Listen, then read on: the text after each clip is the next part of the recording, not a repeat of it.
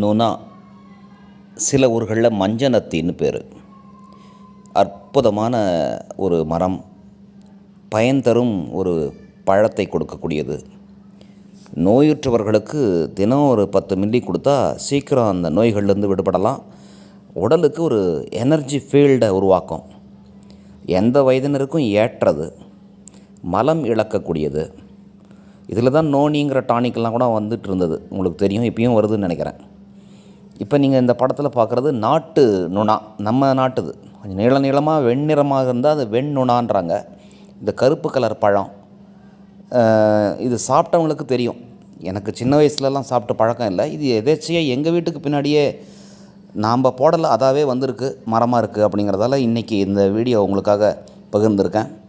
நுணா எல்லா வயதினருக்கும் எல்லா வியாதிகளிலிருந்தும் விடுபடுவதற்கு ஒரு அற்புதமான ஊட்டச்சத்து டானிக்.